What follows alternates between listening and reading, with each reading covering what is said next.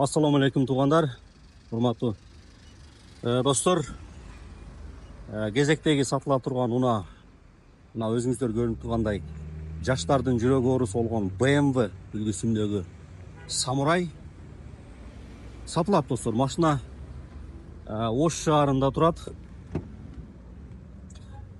Кара кожадан 2008 жылкы 2.5 бензин. Старт-стоп, кара кожа, подогревтери бар.